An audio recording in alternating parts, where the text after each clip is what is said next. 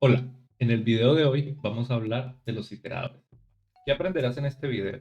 Bueno, principalmente qué son los iteradores, por qué son tan importantes, diferencias entre un iterable y un iterador, que es importante diferenciar estos conceptos, además de entender cómo se usan los iteradores con objetos comunes como listas, cadenas de caracteres, diccionarios, incluso tuplas, etcétera.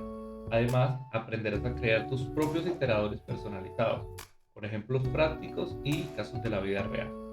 Vamos a ver, pero primero definamos qué es un iterador. Un iterador es un objeto, es un contador de cosas que me permite a mí contar y recorrer elementos. En Python utilizamos los iteradores para recorrer elementos iterables, ya sean listas, ya sean cadenas, ya sean diccionarios o tuplas, o cualquier objeto de tipo iterable que yo pueda recorrer.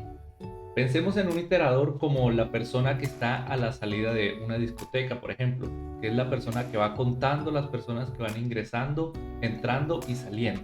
Bueno, así podemos ver nosotros un iterador en Python, como ese contador inteligente que me permite a mí recorrer colecciones de objetos o colecciones de cosas y enumerarlos o contarlos uno por uno, recorrerlos uno a uno, paso a paso. Eso es un iterador. Es la estrategia que utilizamos en Python para recorrer elementos iterables, como ya lo mencionamos. Usando otra analogía, el iterador podría ser como si tú tuvieras una caja de chocolate, pues la mano que va tomando chocolate a chocolate sería ese iterador, porque está yendo uno a uno y tomando los chocolates. Entonces es importante tener en cuenta. Características fundamentales de los iteradores: contienen un número contable de valores, o sea, no son infinitos, siempre van a tener un rango inicial, un rango final y nunca van a ser infinitos.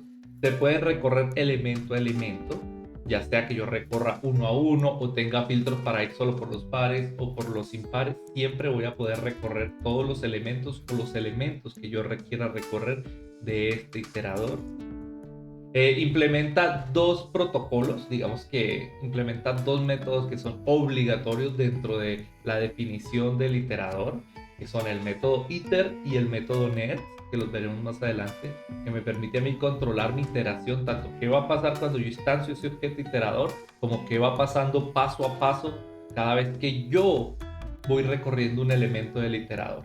Y por último, es eficiente en memoria debido a que no carga todos los elementos a la vez. Digamos que cuando yo declaro una lista de objetos, una lista de números, yo la estoy declarando y la inicializo, ya está cargada toda en memoria. Cuando yo declaro un iterador, yo estoy diciéndole cómo va a iterar y qué va a iterar, pero no le estoy diciendo dónde está toda la estructura, sino que simplemente él va a ir paso a paso generando los valores que se van a ir iterando. Entonces esto me permite a mí tener gran cantidad de beneficios a la hora de manejar gran cantidad de datos.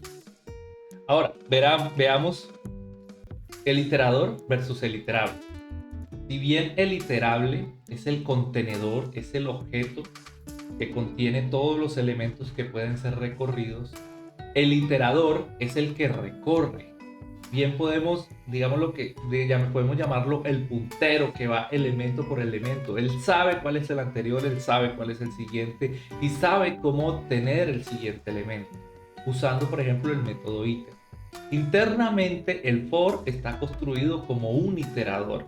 Simplemente para nosotros es transparente el método iter o el método nets, pero el for implementa esta filosofía de usar iteradores. Veamos el siguiente ejemplo.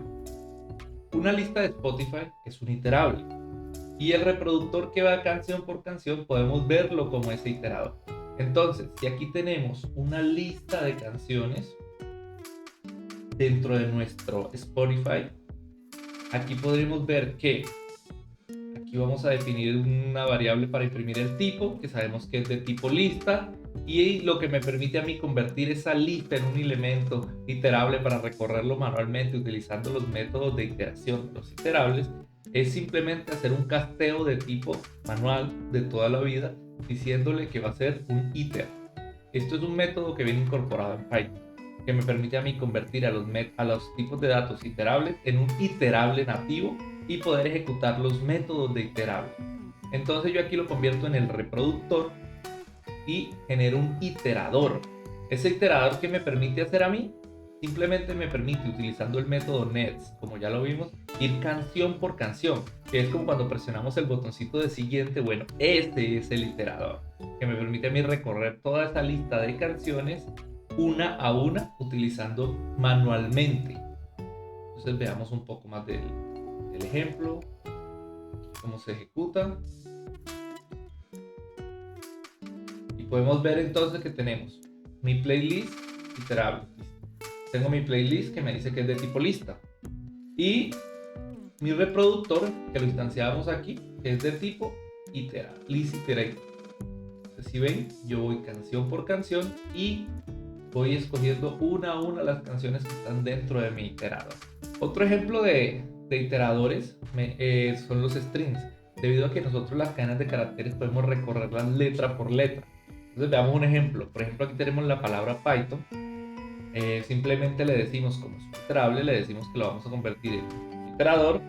Creamos el iterador, que sería deletreador, y recorremos utilizando un ciclo while, digamos, para controlar esta excepción que se va a levantar en el momento que ya no tengamos más elementos. Este es otro punto fundamental de los iteradores, y es que él me va a devolver cada elemento que esté en esa lista de iterables hasta que se tropiece con esta excepción, y esta excepción es la que me va a decir que ya terminé la iteración. Recuerdan que hablamos que los iteradores con elementos, conjuntos de datos finitos, entonces cuando yo llegue al n+1, él se va a levantar esta excepción. Y esto básicamente es lo que controla un for por dentro. Entonces, si quieren, veamos este ejemplo de cómo trabaja. Entonces, yo voy a deletrear Python y él empieza a recorrer la palabra Python y termina de deletrear. ¿Qué hizo? Básicamente, como es un iterador, él recorrió letra por letra y la imprimió, simplemente utilizando el método net. Veamos este ejemplo de cómo trabaja. Entonces, yo voy a deletrear Python y él empieza a recorrer la palabra Python y termina de deletrear. ¿Qué hizo? Básicamente, como es un iterador, él recorrió letra por letra y la imprimió, simplemente utilizando el método net. Luego de esto pusimos un timer para simular una espera, para simular que se estaba demorando, que estaba deletreando. Y al final, cuando se encontró con esta excepción, lo que hizo fue terminar de deletrear. Miremos un poco qué pasa. ¿Qué pasa si yo no pongo esta excepción?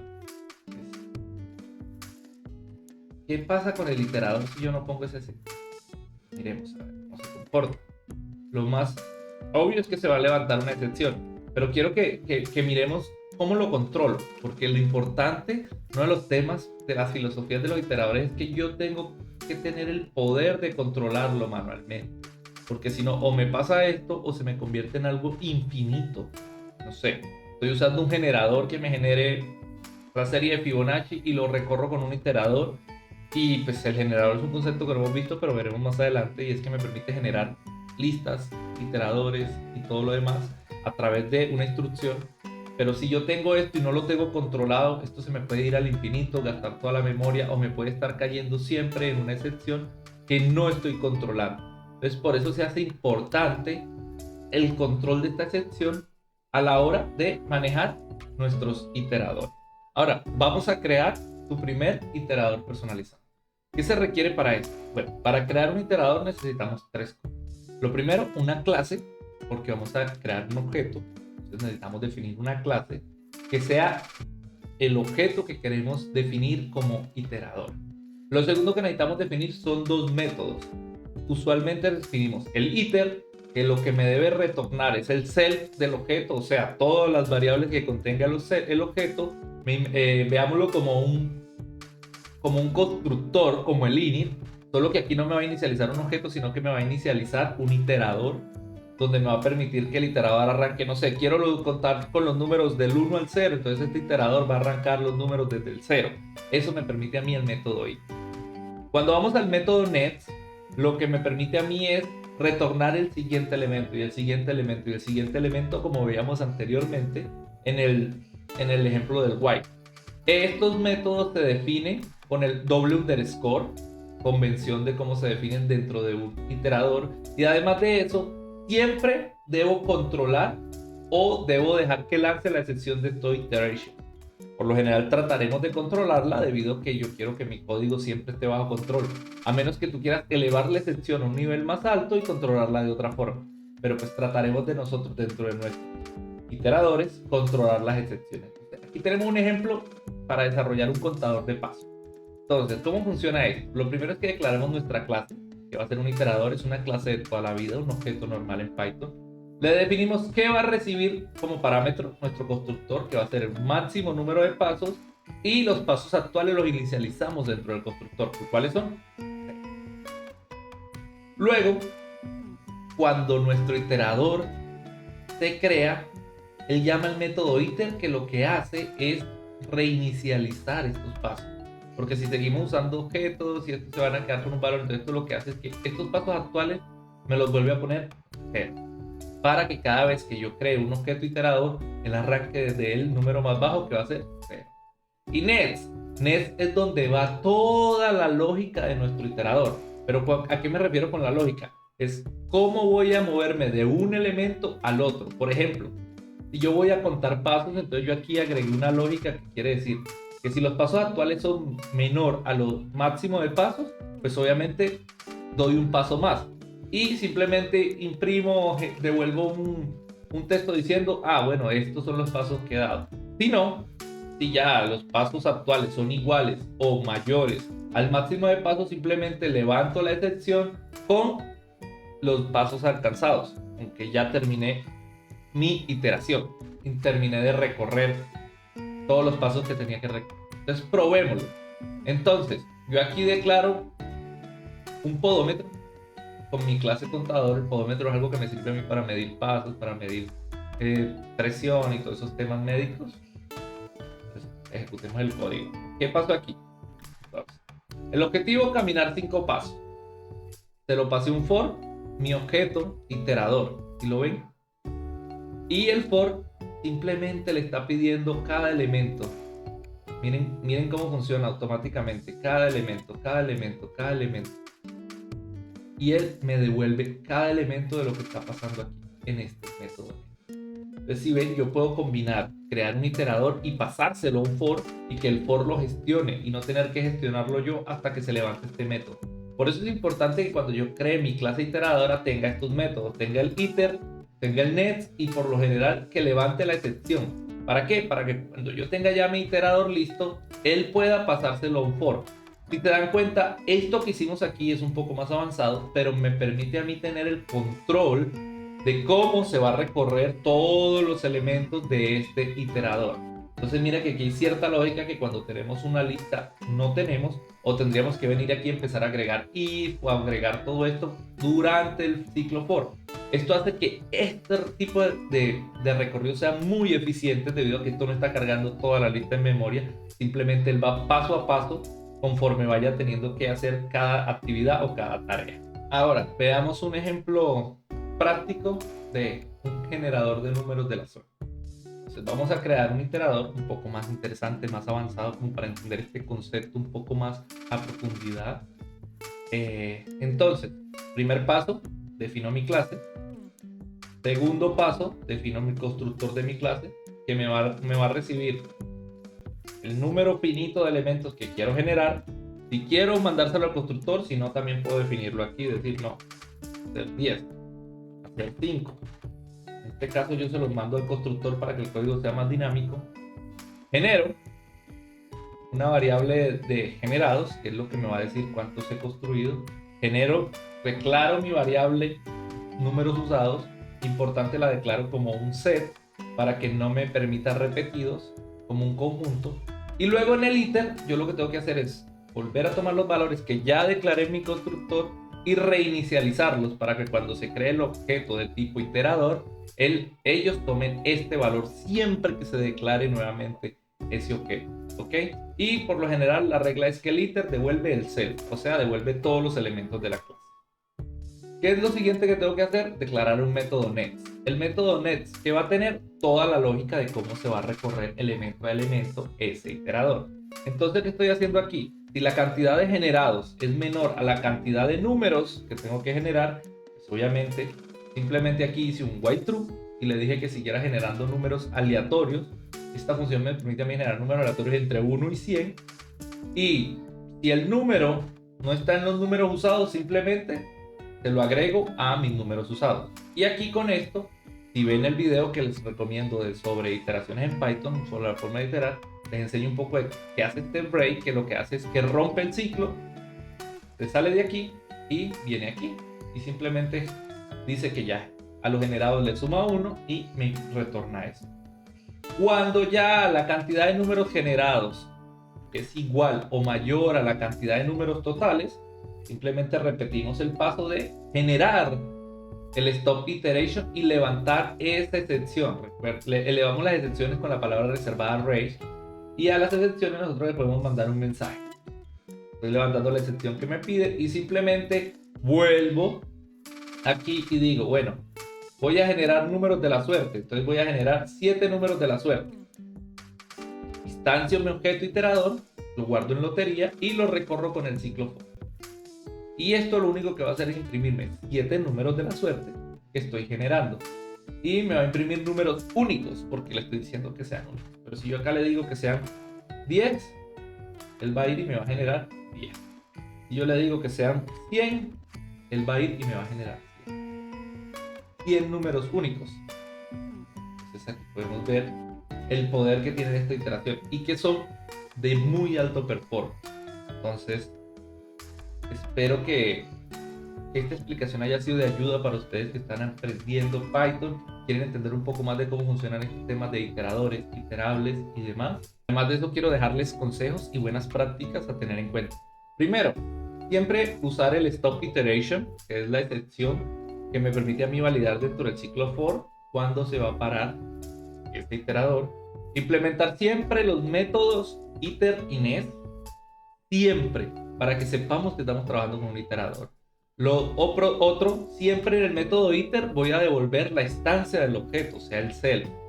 Y por último, usar los iteradores para ahorrar memoria cuando tengo grandes cantidades de datos. Entonces, por ejemplo, me devuelven una lista de objetos y quiero recorrerlos y tengo que aplicarles funciones a cada uno. Usar el stop iteration, que es la excepción que me permite a mí validar dentro del ciclo for cuándo se va a parar este iterador. Implementar siempre los métodos iter y nest, siempre, para que sepamos que estamos trabajando con un iterador. Otro, siempre en el método iter voy a devolver la instancia del objeto, o sea, el self. Y por último, usar los iteradores para ahorrar memoria cuando tengo grandes cantidades de datos. Entonces, por ejemplo, me devuelven una lista de objetos y quiero recorrerlos y tengo que aplicarles funciones a cada uno. Usa iteradores para ahorrar memoria con grandes cantidades de datos. Eso te permite a ti optimizar cómo estás recorriendo los datos. Por ejemplo, si tienes que iterar sobre cada uno de los elementos y aplicar algún tipo de transformación y tienes 10 millones de elementos o tienes un dataset, entonces este tipo de estrategias te permiten a ti recorrer de forma óptima esa gran cantidad de datos. ¿Qué deberías evitar? Yo te recomiendo evitar el no manejo de la excepción debido a que lo que te comentaba ahorita o se te puede ir a infinito o como no estás controlando la excepción se te puede levantar una excepción más arriba en tu código o puedes tener problemas que no sean fáciles de detectar. Entonces siempre maneja la excepción para controlar dónde se termina tu iterador. Lo segundo es nunca modifiques la colección o modifiques los datos mientras la iteras, debido a que él va paso a paso, puede que te genere problemas cuando tú vas modificando el array original. Entonces trata de no cambiar los datos durante una iteración. No uses iteradores cuando necesites acceso aleatorio como, ay, necesito coger un elemento al azar de esta lista. No, para eso hay otro tipo de estrategia y otro tipo de funciones que te pueden servir un poco mejor, ya que ahí no vas a necesitar tanto tema de performance y puedes estar cargando en memoria una lista muy grande solo para sacar 2 o 3 elementos. Entonces trata de no usarlo para estos temas. Y por último, no hagas iteradores infinitos, sin control. Trata siempre de tener un rango inicial, un rango final y saber dónde va a terminar y donde termine, implementar lo que ya hablamos que es el stop iteration. Y con esto te invito a que me sigas para aprender un poco más sobre Python y estas generalidades de Python avanzado. La idea es traerte cada semana muchos recursos basados en mi experiencia, en lo que he aprendido en los últimos años sobre Python. Espero que te haya gustado este video, que hayas aprendido y pues nada, nos vemos a la próxima.